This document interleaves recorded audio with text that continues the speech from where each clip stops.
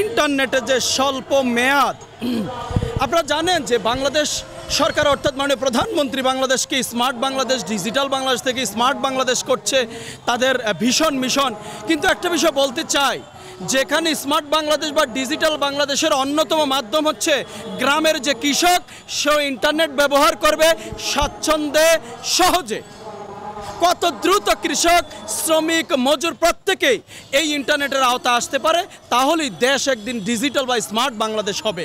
একদিকে সরকার এই নীতি অবলম্বন করছে, অন্যদিকে দেখেন সরকার বিটিআরসির মাধ্যমে বা অন্য যে সকল সংস্থাগুলো আছে তাদের মাধ্যমে আমার দেশের, আমি একটা প্যাকেজ কিনবো 3 দিনের, 7 দিনের, 15 দিনের আমার অবস্থা অনুযায়ী, সেটা একটা নির্দিষ্ট মেয়াদ বেঁধে দিচ্ছে। আমি টাকা দিয়ে কিনবো, গভর্নমেন্ট প্রায় 50% ভ্যাট নিচ্ছে ইতিমধ্যে। আমি যে কথা বলছি, আমি ইন্টারনেট ব্যবহার করছি, তাহলে গভর্নমেন্ট যেহেতু ভ্যাট নিচ্ছে, তার মানে আমার উপরে আবার সময়ের যে একটা খড়ক বেঁধে দিচ্ছে। এটা কেন?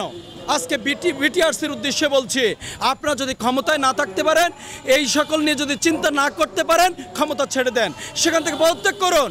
আপনারা কাদের সাথে বসছেন? এগুলো নিয়ে বসছেন তাদের কাছে যারা সিন্ডিকেট, দুর্নীতিবাজ, যারা আমলা, তাদের সাথে বসে সিদ্ধান্ত নিচ্ছেন। আরে বাবা, একজন আমলা, একজন অফিসার, একজন সিন্ডিকেট, সে তো 200-400 টাকা তার জন্য বিষয় না। বিষয় হচ্ছে আমার দেশের গ্রামের কৃষক, শ্রমিক, মজুর, রিক্সা চালক, যে 20 টাকা দিয়ে সে ইন্টারনেট ব্যবহার করতে চায়, 50 টাকা দিয়ে ইন্টারনেট ব্যবহার করতে চায়, বিশ্ব সম্পর্কে জানতে চায়। তার মানে তার সাথে আপনি কিন্তু কথা বলছেন না। না বলার কারণে সাধারণ মানুষের সাথে একটা ইন্টারাকশন হচ্ছে না। সাধারণ মানুষ কি চায় সেটা হচ্ছে না। তার জন্য প্রধানমন্ত্রীর যে vision smart Bangladesh, digital Bangladesh, সেটাও হচ্ছে না, কাগজে কলমে হচ্ছে, প্রকৃত অর্থে কিছুই হচ্ছে না এখনো। আজকে গিয়ে দেখেন, আজকে যে রিক্সার 100 জন রিক্সা ভাইকে জিজ্ঞাসা করেন সে নেট চালাচ্ছে কিনা, চালায় না। কেন চালায় না? কারণ সে 100 টাকা দিয়ে একটা নেট কিনলে 3 দিনে শেষ হয়ে যাচ্ছে। একজন রিক্সা চালক ভাই সেটা পারছে না। এই যে একটা অব্যবস্থাপনা, অজবাবদিহিতা, একটাই কারণ ওই বিটিআরসি বলেন, ওই ডাক ও টেলিযোগাযোগ মন্ত্রী বলেন, আজকে পর্যন্ত বাংলাদেশের সরকারি একটা সংস্থা টেলিটক আজ পর্যন্ত জনপ্রিয় করতে পেরেছে? 100 জন মানুষকে জিজ্ঞাসা করলে তো 2 জন পাবেন না টেলিটক ইউজ করে। কেন পারেননি? ওই অপদার্থ মন্ত্রীর পদত্যাগ করা উচিত ছিল। যেমনভাবে বাংলাদেশের বিটিভিকে জনগণের কাছে নিতে পারেননি, টেলিটককে জনগণের কাছে নিতে পারেননি, তেমনিভাবে আজকের এই ডিজিটাল বাংলাদেশ বলেন, স্মার্ট বাংলাদেশের এই চাপাবাজি বলেন, এটা জনগণের দোরগোড়ায় নিতে পারে না কাগজে কলমে। কেন আজকে পারেননি টেলিটককে? বাংলাদেশে যদি আজকে গ্রামীণ ফোন পারে, আজকে বাংলা লিঙ্ক পারে, তাহলে রবি পারে একটা অবস্থান তৈরি করতে, আপনারা কেন পারছেন না? আপনারা তো সরকারি, আরও আগে পারার কথা।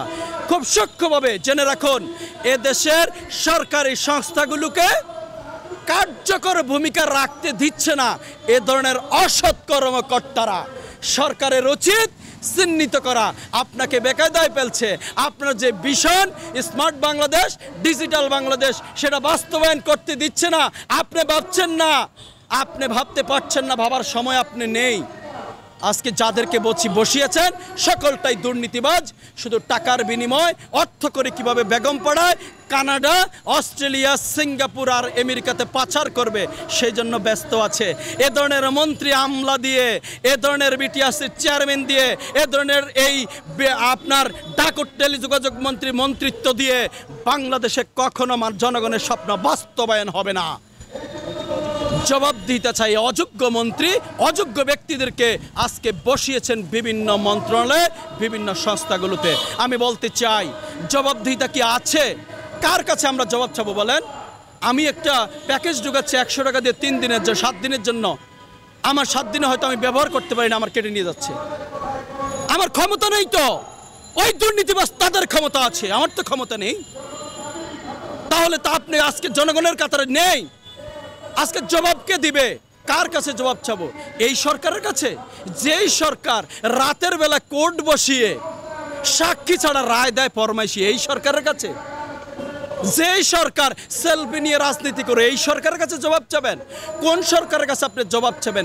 যেই সরকার রাতের ভোট, দিনের ভোটে রাতে করে সরকারে আসে, সে কি জবাবদিহিতা আছে? তার কাছেই তো জবাবদিহিতা নেই। তার জন্য আজকে তার যে সিন্ডিকেট বাহিনী, আজকে যে লুটতরাজ বাহিনী, আজকে বিভিন্ন মন্ত্রণালয়, আজকে বিভিন্ন প্রজেক্টে যাদেরকে বসিয়েছে তাদের থেকে আজকে জবাবদিহিতা নিতে পারে না।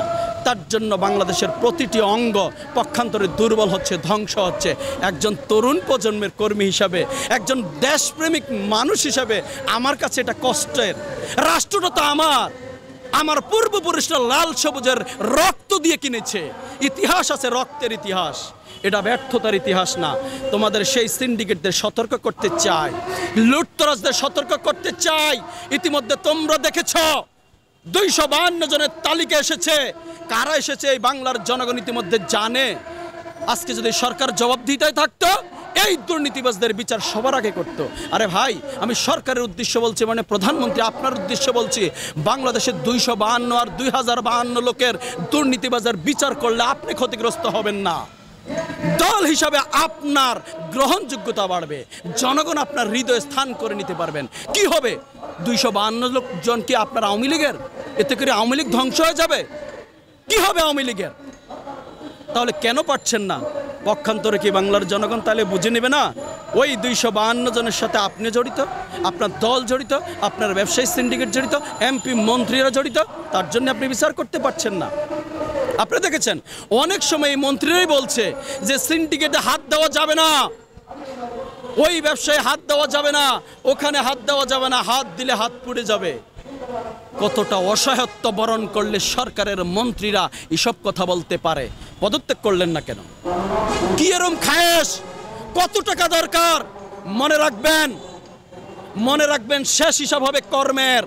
প্রত্যেকটা মানুষ, প্রত্যেকটা এমপি মন্ত্রী আজকে বিভিন্ন দপ্তরে যারা বসে আছে, যদি পরকালের কথা একবারও চিন্তা করতে, বিশ্বাস করেন ভাই, শেষ হিসাবটা কর্মের হবে, ক্ষমতার হবে না, অর্থের হবে না,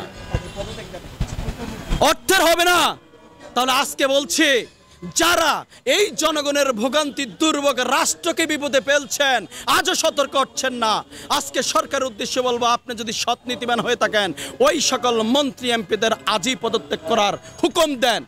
কারণ তারা মানবিক না, তাদের মনুষ্যত্ব নেই। তাহলে তারা নিজের থেকেই পদত্যাগ করত। জনগণ বিচার করবে, না হলে টেনে হিসড়ে গণ অভ্যুত্থানের মাধ্যমে তোমাদের বিচার বাংলার জমিনে ইনশাআল্লাহ হবে।